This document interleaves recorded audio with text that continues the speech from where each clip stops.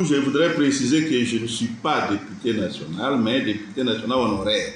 Donc j'ai été député de 2006 à 2023. Donc je ne suis pas un député actif. Voilà. Nous avons choisi, après réflexion, de proposer aux religieux qui nous ont consultés, de proposer à la nation notre soutien à un schéma d'inclusivité. Nous estimons qu'il vaut mieux aller avec tout le monde plutôt que de laisser quelques-uns de côté pour qu'on résolve partiellement, on trouve un compromis partiel alors qu'il y a d'autres qui sont restés sur les carreaux et qui restent sur les carreaux, les armes à la main, occupant une partie du territoire national et imposant un autre schéma de gouvernance que celui qui est ici au niveau de la capitale, siège des institutions de la République. Nous estimons que les exclusions, et l'histoire de notre pays l'a démontré, les exclusions, s'ils ne créent pas de frustrations, aggravent les frustrations. Et ce sont ces frustrations qui débouchent sur des schémas de violence. L'histoire de notre pays l'a démontré clairement. Alors, plutôt que d'aller chercher un arrangement avec ceux qui sont déjà plus ou moins d'accord, parce que ceux qui sont au pouvoir, si vous enlevez le rôle de l'armée qui est dans sa mission de protéger la République, et nous n'avons pas pris les armes. Or, vous avez suivi notre co-débatteur depuis le début de la crise insécuritaire. Donc, elle concerne d'abord ceux qui ont pris les armes. Alors, ceux qui ont pris les armes, selon eux, et le gouvernement sont en train de négocier à Doha, à montrer. Vous avez une idée sur les avancées qu'ils ont trouvées là-bas? Peut-être que leur négociation là-bas fait fausse route. C'est pourquoi nous disons, au lieu de faire ça en cachette, ceux qui sont ici à Kinshasa vont négocier dans le cadre de Kinshasa. Et puis les autres vont aller négocier à Doha. Mais nous, les Congolais, nous connaissons bien nos problèmes que les Qataris. Qu'on amène tout ça sur la même table et qu'on discute une fois pour toutes. Si nous ne nous contentons pas de défendre notre position, c'est parce que nous voulons que ce soit une question nationale. Et dans ces pays, si chacun se met à défendre seulement son cas, sa position, ça va être très difficile de construire une seule et même nation congolaise. Il faut qu'on commence à penser à l'autre, parce qu'il est là. C'est ça notre choix. On veut que la nation soit réconciliée avec elle-même, avec tous ses enfants, les bons et les mauvais. Bien sûr, les mauvais passeront par la punition, par la justice. Donc je propose que vous puissiez plutôt répondre à une question et j'accorde directement la parole parce qu'on doit avancer vite. Après l'entrée à Bunagana, sans solution, ce gouvernement n'est pas capable de trouver la solution. Alors mettons-nous ensemble, d'abord, sans condamner d'office quelqu'un. Les condamnés, on les trouvera là-bas, quand quelqu'un aura établi preuve à l'appui que c'est celui-ci qui a trahi à tel endroit. C'est ça qu'on veut. Et si vous avez la solution, donnez-nous la solution, comme ça il n'y a pas de dialogue.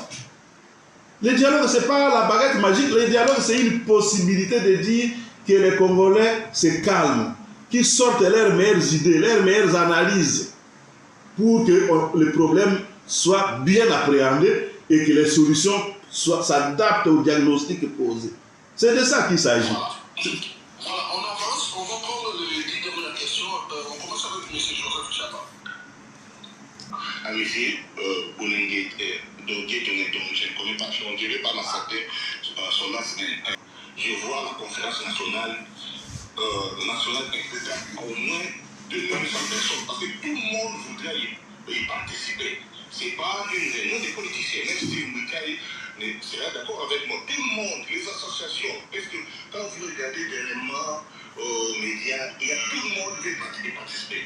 Maintenant, est-ce que les alliés du Rwanda voudront prendre ces risques-là de venir dans un dialogue plus grand que le San City et participer? Parce que les Congolais ne veulent pas, ils ne regardent pas le nombre, ils veulent que nous soyons répartis comme des groupes.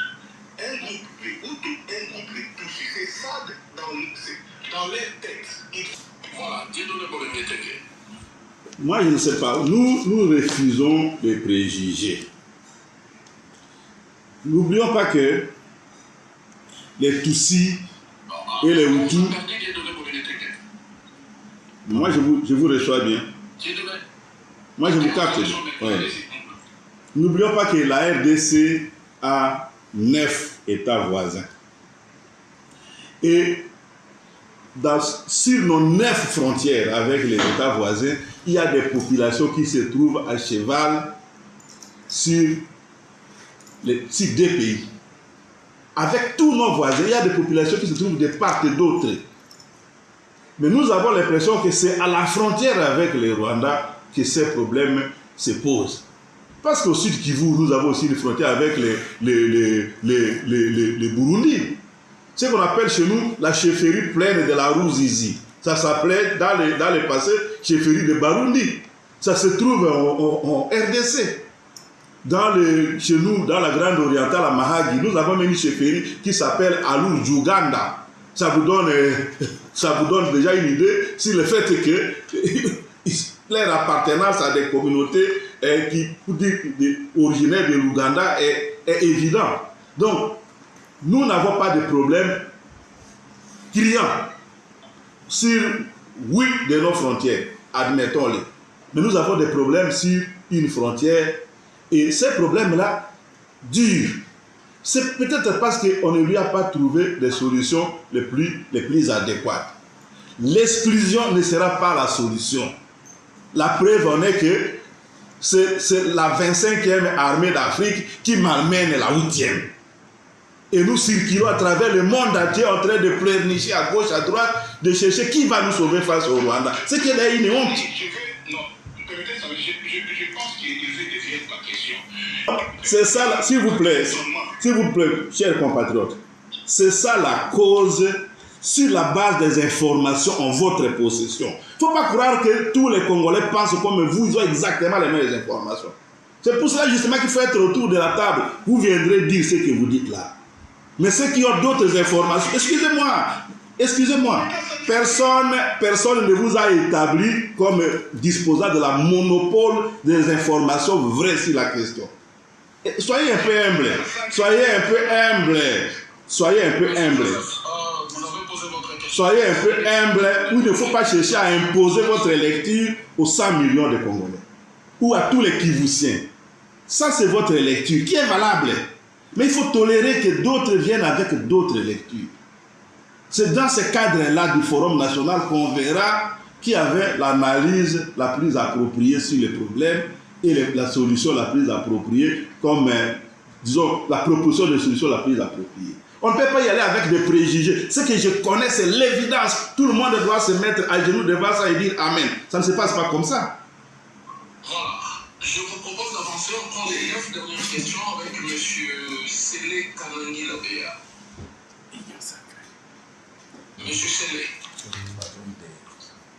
Non, il ne nous reçoit pas encore. Monsieur, on prend M. Jean. Monsieur Sélé, allez-y. Alors, j'étais en train de dire pour cette initiative.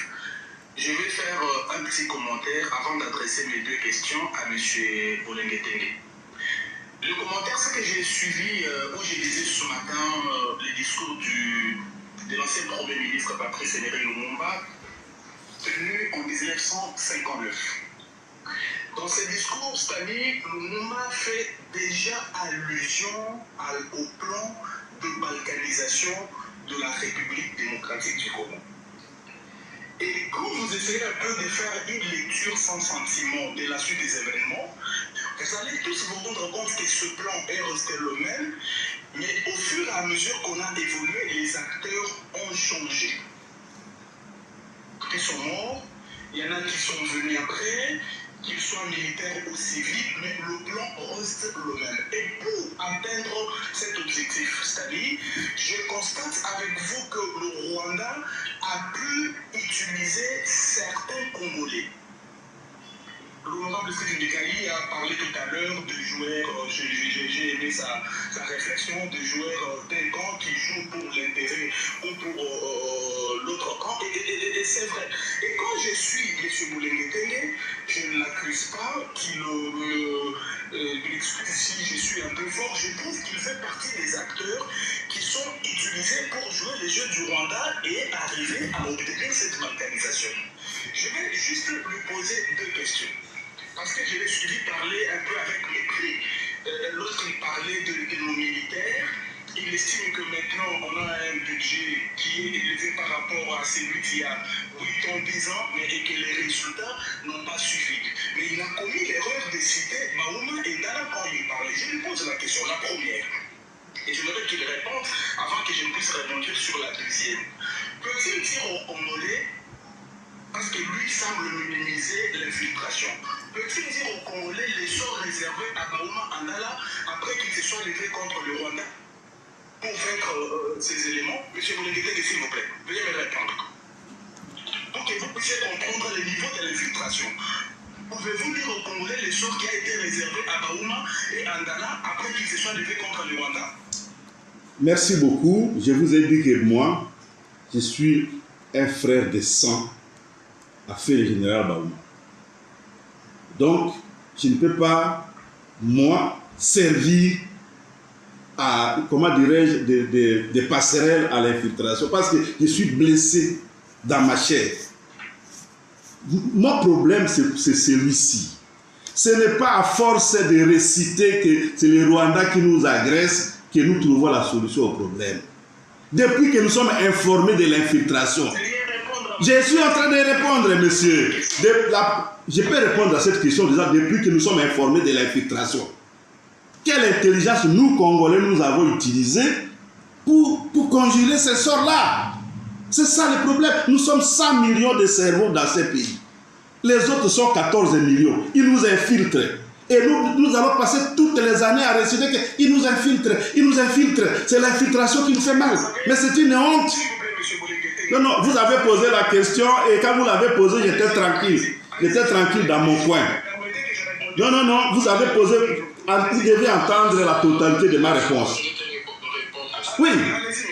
Moi, je considère que nous, Congolais, nous avons des potentialités, nous avons des capacités de construire une solution durable, sinon définitive, à ces problèmes-là.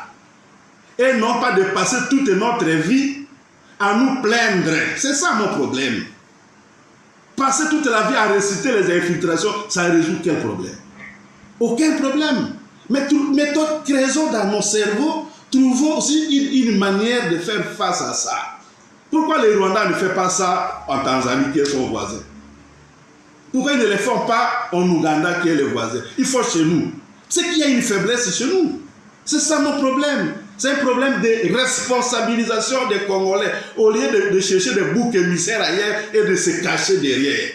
Moi, je préfère des Congolais responsables. Voilà.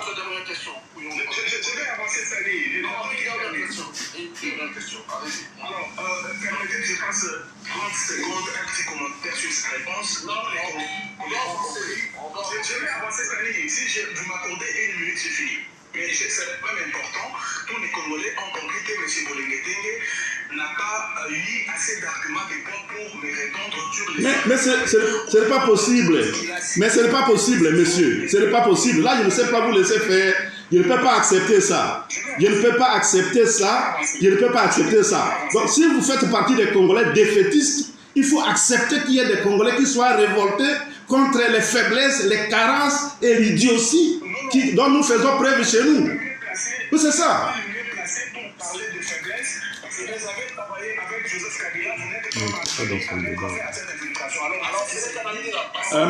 Mais ça, là déjà, ça sort du... Donc, vous êtes venu ici, vous êtes non, moi je ne peux pas accepter ça. Je n'accepte pas ça du tout.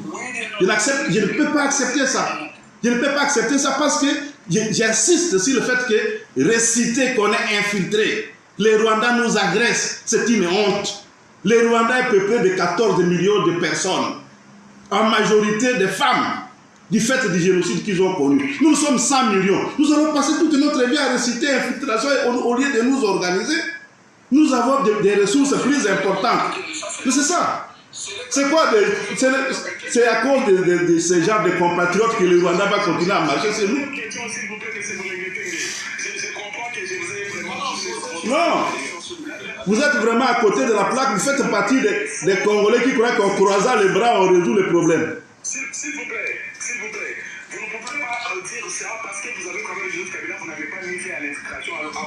Est-ce que moi j'étais ministre de la Défense nationale Non. Sous Joseph Kabila, moi j'étais ministre des Affaires foncières et ceux qui étaient à la défense, je peux vous dire que Louba Tambo faisait venir des conteneurs, des rations de combat et on a vaincu les M23. On a vaincu les M23. Non, mais on a vaincu les M23. Lorsque Tshisekedi a pris le pouvoir, est-ce qu'il y avait des M23 dans ce pays? Il n'y avait pas de M23. Lorsque le président Tshisekedi a prêté serment, est-ce qu'il y avait les M23 sur le territoire national? C'est pas possible. Aujourd'hui, vous réclamez dialogue matin, midi, soir. Pouvez-vous dire aux Congolais lequel de tous les dialogues qu'on a connus dans ce pays a trouvé solution aux problèmes du Congolais? C'est-à-dire, aussitôt le dialogue finit, le Congolais a eu de l'eau à boire, il a eu de l'électricité, il a eu une meilleure qualité d'enseignement, il a eu de bonnes conditions pour envoyer ses enfants dans l'école. Lequel de ce dialogue, tous les dialogues congolais, a été une solution immédiate aux problèmes des Congolais? Non, moi je n'ai pas envie de vous répondre parce que vous croyez à la baguette magique. Le monde entier nous demande de tenir ces dialogues. Même les alliés militaires comme le Burundi et l'Ouganda, qui sont restés aux côtés de FARDC, quand tous les autres se sont retirés, qui sont restés aux côtés de la RDC, commencent à se fatiguer et disent allez au dialogue. Mais si vous avez une autre solution, sortez-la. Sortez-la, appliquez-la. On va vous glorifier, on va construire un grand monument sur lequel on va poser votre buste en disant voilà celui qui a sauvé le Congo. Le monde entier nous demande le dialogue. Vous croyez que nos chefs religieux, nos partenaires extérieurs, l'Union européenne, la Belgique, le Burundi, l'Ouganda, qui nous demandent le dialogue, l'Angola, sont tout ça dirigés par des idiots, toutes ces organisations. Il n'y a que vous qui avez la solution. Sortez la solution. Sortez votre solution, on va l'appliquer, vous serez déclaré héros national, si vous avez une solution. Cadre de discussion, d'échange, et pour l'organisation de celui que nous souhaitons en RDC, les chefs religieux ECC 5O ont procédé à des consultations.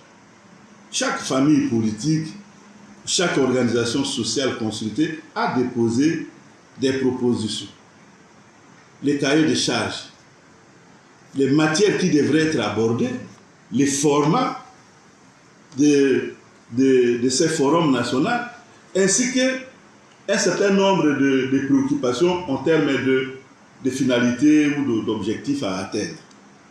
C'est dans la compilation, dans la somme, dans le traitement de toutes ces informations-là, que la coalition 5O ECC, et en collaboration avec la maison civile du président de la République et les chefs disons les représentants de l'église des réveils, qu'ils ont produit une feuille de route qui est déposée sur la table du président de la République. Et quand il aura signé les actes convoquant le dialogue, s'il le veut bien, mais ces documents seront mis à la disposition de tout le monde, et de ceux qui vont participer et de ceux qui vont rester à l'extérieur en appui pour que quelque part ce que nous avons de bien soit mis à profit et qu'on démontre à la face du monde que les Congolais sont quand même capables de mieux que ce que nous connaissons maintenant.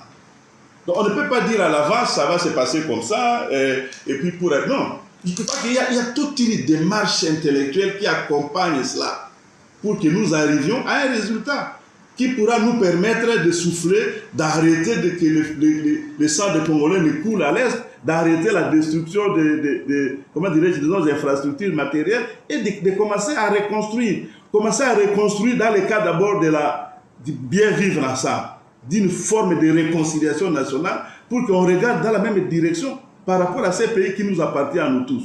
C'est de ça qu'il s'agit. Mais ceux qui sont aujourd'hui en train de jouir du désordre considèrent qu'il faut inventer n'importe quel argument pour éviter ce dialogue. Comme ça, ils peuvent continuer à assouvir leurs appétits de jouissance en pillant la République aux différents niveaux où peut-être on engage les ressources publiques. Et nous n'avons pas besoin de ça. Ma question, c'est de savoir, premièrement, si M. Oligui est patriote.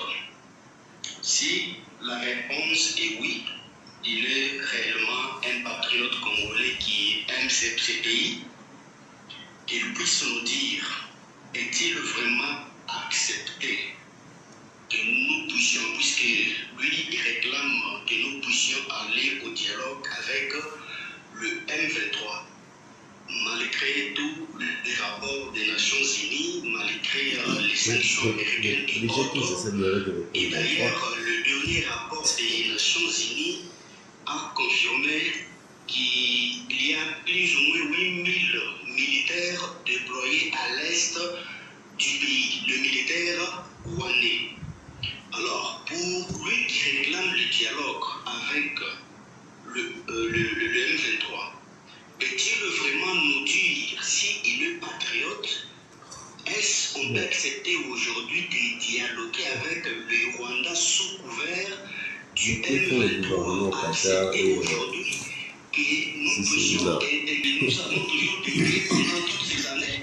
Ou c'est quoi? Qu'il nous explique l'idée, s'il est vraiment patriote, s'il est d'accord. Une question est notée. Je donne l'opportunité de merci. Merci beaucoup. C'est dommage que je ne puisse pas répondre à cette question par une question. Mais je voudrais rappeler à notre compatriote, notre jeune compatriote, que ce n'est pas Bolenge qui a signé à Washington un accord avec les États-Unis et le Rwanda, selon lequel nos minéraux doivent aller au Rwanda pour être traités, aller aux États-Unis pendant 99 ans. Ce n'est pas Bolenge. Je crois que ceux qui ont signé cet accord sont aussi des Congolais. En tout cas, ce n'est pas ma famille politique qui l'a fait. Ceux qui ont signé sont plus patriotes que nous, qui commençons à dire est-ce que ça valait vraiment la peine de signer sous ces formats-là. Donc ce n'est pas Bolenge qui allait négocier aux États-Unis avec le Rwanda. Moi, je voudrais que nous soyons réalistes. Lorsqu'il y a une tentative de négociation entre l'Ukraine et les États-Unis, l'Ukraine qui cherchait des appuis pour gagner sa guerre ou se sécuriser face à la Russie, et les États-Unis qui voulaient lui offrir un appui en échange de terres rares et de minéraux stratégiques. Ici à Kinshasa, on a pensé que c'était une occasion d'aller demander à Washington un deal pareil, un accord, vous nous offrez la sécurité et vous avez accès à nos minéraux.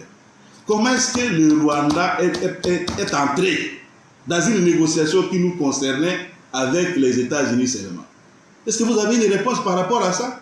Ou vous préférez fermer les yeux et ne pas voir et entendre? Fermer les yeux et ne pas voir et entendre, pour comprendre comment les choses se font dans le monde. Comment est-ce que le Rwanda est entré dans un deal que nous avons proposé à deux? Pendant que nous signons, nous négocions avec les Rwandais, pendant qu'on condamne les Rwandais, on prononce des sanctions. Comment est-ce que vous pouvez expliquer que les États-Unis d'Amérique signent avec les Rwandais un accord sur le nucléaire civil? Les Rwandais ne produisent pas de l'uranium.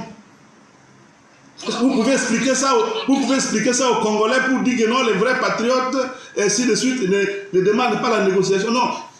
Steve Mbika, qui est notre co-débatteur, a dit quelque part que ce que nous ne pouvons pas obtenir par la force, et nous sommes incapables jusqu'à aujourd'hui d'obtenir par la force, nous devons négocier. Il y a des gens, même dans le pouvoir, qui ont demandé qu'on négocie depuis longtemps. Il ne faut pas me dire ce que moi je n'ai pas dit là. Mais vous avez dit que la diplomatie, ce n'est pas la négociation, papa. Vous avez dit que ce que vous avez dit qu'on a gagné par la diplomatie à Uvira sans tirer un seul coup d'effet. C'est ça que vous avez dit, je n'invente pas. Alors bien sûr, c'est ça la diplomatie. C'est une autre façon, non? Au lieu de tirer les coups d'effet, on fait la diplomatie. Mais diplomatie, c'est sous-entendu négociation. N'est-ce pas? Voilà. Alors, donc j'aurais aimé finir. Non, vous venez de répliquer déjà. Merci beaucoup. La question de monsieur énoncé à son projet de changer la constitution ou encore des référendums. Et si jamais le président de la République arrivait à prendre son ordonnance convoquant les dialogues sans pour autant poser des actes d'apaisement par exemple, ou bien si cette ordonnance n'est révélée sur les conditions préalables du président Tshisekedi seul, qu'est-ce qui va se passer pour l'opposition? Je voudrais d'abord rappeler que notre constitution ne prévoit pas de mécanismes de son remplacement ou de son changement ou de son renversement pour être remplacé par une autre constitution. C'est ce que l'honorable Mbikaï a évoqué, c'est à propos de révision de certains articles. En dehors du fait qu'il y a des dispositions qui sont verrouillées dans l'article 220, il y a également impossibilité d'organiser les changements, de toucher à la Constitution pendant l'état de guerre ou l'état de siège. Mais curieusement, ceux qui sont au pouvoir offrent cette diversion-là au peuple congolais. Ils amènent le sujet sur la table de discussion dans l'actualité, ils médiatisent des initiatives juste pour détourner l'attention du peuple congolais, pour qu'on ne discute pas de la décadence actuelle de l'État et de la société congolaise. Donc ils sont pleinement responsables. Pour nous, il faut bien souligner le deuxième alinéa de l'article 64 qui dit « Toute tentative de renversement du régime constitutionnel constitue une infraction imprescriptible contre la nation et l'État. Et elle est punie conformément à la loi. » Donc, les renversements, la tentative de renversement. Souvenez-vous de ce que Mbata, quand il était encore professeur, disait. Donc, toute tentative, le fait même de mettre ça, d'évoquer cela, c'est déjà ça l'infraction. Et c'est une infraction de haute trahison, pour laquelle les gens devront répondre tôt ou tard. Il n'est jamais trop tard pour faire marche arrière quand on se rend compte qu'on s'est trompé de chemin. Nous espérons que les messages sont passés à partir de ces 64 et que le président de la République ne va pas suivre des flatteurs qui le poussent dans la mauvaise direction. À l'époque du président Joseph Kabila, il y a eu aussi des gens qui l'ont flatté, qui l'ont poussé à vouloir toucher à la Constitution avant la fin de son deuxième mandat. Mais quand il a perdu le pouvoir, ils l'ont quitté. Ils lui ont tourné le dos, sans scrupule. Alors, j'espère que le président Tshisekedi peut se ressaisir pour éviter à la nation une catastrophe. C'est ce que je peux dire. Quant à nous, nous considérons que, nous rappelons que le président, après avoir nommé notre compatriote Kolongere et Bérard de conseiller spécial, ce dernier avait procédé à des consultations presque parallèles à ce que faisait la coalition ECC-5O. Et les résultats étaient quoi? Ça n'a rien donné du tout. Donc, s'il n'y a pas une volonté claire d'aller vers un dialogue inclusif avec des mesures de décrispation qui peuvent soit être annoncées dans l'ordonnance, soit être confiées aux soins du comité préparatoire pour rassurer le peuple congolais, eh bien, il n'y aura pas de dialogue. Donc, le pouvoir peut rassembler des amis pour monologuer et réciter les mêmes refrains que tout le monde attend, mais il n'y aura pas de dialogue et il n'y aura donc pas de solution. Parce que sur le plan militaire, on a fait preuve d'incapacité, malgré tous les alliés, malgré toutes les armes. Donc, l'unique solution qui nous est offerte, c'est d'aller vers un dialogue sincère où tout le monde trouvera sa place, tout le monde trouvera son compte. Le reste n'est que diversion et même irresponsabilité par rapport aux menaces qui pèsent sur notre nation. Voilà, la dernière question à vous deux. Je commence avec vous, Steve Mbikaï. Si vous deviez proposer une seule mesure immédiate et concrète pour sortir le pays de l'impasse actuelle, laquelle serait-elle? D'abord, sur la transition, je veux dire, parce que quand je défends ça, parfois les gens parlent d'exploiter. J'ai commencé à en parler, à défendre ça avant même le chef de l'État. J'ai des preuves depuis 2020, 2022. Beaucoup, je crois qu'au stade actuel, je ne peux plus proposer d'autres mesures. Ce que les Congolais attendent en l'état actuel des choses, c'est des actes de convocation du dialogue national inclusif assortis des mesures de confiance, mesures de décrispation ou d'apaisement. C'est ça qui va ouvrir la porte à ce que, bon, quelque part, il y ait la sérénité dans les débats, les échanges, qu'il y ait la convivialité pour qu'on réfléchisse de manière à trouver des solutions. S'il doit y avoir un dialogue, je crois que loin de nous l'idée de chercher des postes de pouvoir, nous avions choisi l'opposition républicaine et le président Tshisekedi et les premiers ministres qu'il a nommés étaient en train de gérer la République tout à fait tranquillement. C'est eux qui ont invité les M23 au pays et c'est eux qui ont mis sur la table le projet fâcheux de changement de la Constitution. Donc c'est eux qui ont alimenté la crise. Et donc, c'est eux qui ont les manettes pour désamorcer cette crise. Si nous allons au dialogue et que nous nous mettons d'accord sur ce qui doit être fait pour nous éviter d'avoir le Sud Kivu, le Nord Kivu, l'Ituri comme un ventre mou de la République dans l'avenir, et si nous avons des garanties qu'on peut organiser avant la fin de ce mandat du président de la République, c'est-à-dire en décembre 2028, des élections crédibles où personne ne trichera sur les résultats des personnes, on peut laisser le chef de l'État et son gouvernement soumis à 2, ils peuvent mettre soumis à 3 ou 4 entre eux jusqu'à la fin de son mandat. Si on a seulement ces garanties-là, que la question est prise en charge et que sur le plan politique, plus personne ne va tricher, on les laisse aller devant le peuple avec leur bilan décadent, ils verront ce que ça donne. Voilà, dernière question. En tout cas c'est la dernière question sur Mikaï. Il n'y a plus de relance. La dernière question à vous deux. Dans 5 ans, à quoi doit ressembler une RDC sortie de cette crise selon vous? Et qu'est-ce qui concrètement doit changer dès aujourd'hui pour y arriver? Sur Mikaï, c'est votre dernière prise de parole parce que c'est la dernière question. Oui, je dirais d'abord aussi éclairer l'opinion pour dire que moi je ne suis pas d'accord avec une présence à vie parce qu'on risque de comprendre des choses. Et tout simplement, je vais prendre pour chaque fois la parole au peuple, le peuple décide. Et si nous voulons limiter le mandat, maintenant cette fois-ci, on doit limiter en verrouillant l'article qui verrouille des dispositions pareilles. On appelle ça disposition d'éternité. C'est-à-dire, ce qu'on ne fait pas, on change, nous devons verrouiller l'article qui verrouille ces matières-là.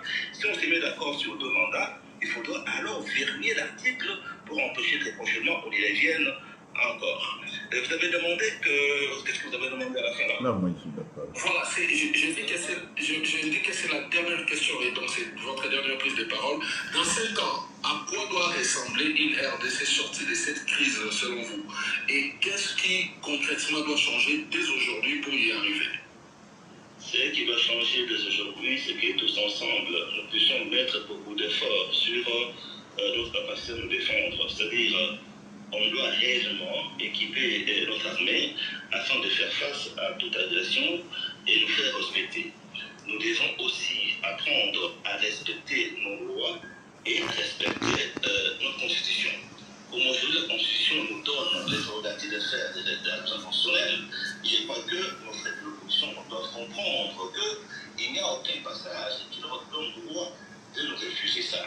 Mais en tant que Congolais, ils sont en droit de mettre un point de vue, même de faire des manifestations. Mais ce qui compte, au bout de compte, c'est nous. Apprenons à respecter nos lois, notre constitution. Apprenons à aimer notre pays, à ne pas nous faire recruter par l'étranger pour agresser son propre pays. Apprenons à gérer dans la transparence notre pays, à mettre fin à tout ce qui bloque l'économie, comme on a connu dans le passé, les détournements et consorts. Tout celui qui est un patriote, quand il est en poste, il doit savoir qu'il est là pour servir et non pour tout faire. Former un militaire dans un centre d'instruction ne demande pas plus qu'une année. Donc, je crois que si nous prenons aujourd'hui les dispositions nécessaires pour la réconciliation nationale et bien vivre ensemble, nous pouvons espérer un pays en paix dans 5 ans. Un pays qui connaît la paix et la stabilité. Nous pouvons espérer avoir sur les rails une justice qui nous protège contre la corruption et l'impunité actuelle qui sont des maux très graves qui gangrènent notre société. Nous pouvons faire renaître un système éducatif qui pas seulement va produire des perroquets comme aujourd'hui, mais va aussi produire des entrepreneurs et des gens qui vont aider à la production des richesses. Nous pouvons avoir des infrastructures d'appui à la production des richesses dans les pays et c'est avec cela qu'on peut poser des bases du Congo du futur. Voilà. Je vous dis merci, Steve Mekali, je vous dis merci, Dieudonné Bolinetenge, merci de cet esprit républicain. On a eu un entretien, je l'espère, très posé, respectueux. Et merci à nos auditeurs, merci à vous deux particulièrement. Merci à vous, merci à l'honorable Ndikaï et aux compatriotes qui nous ont aidés à réfléchir et à avancer ensemble. Voilà, merci à toutes et à tous. Exact. Alors à tous les auditeurs, merci beaucoup. C'est donc rendez-vous, c'est lundi 20h30 pour un autre échange. Bonsoir chez vous.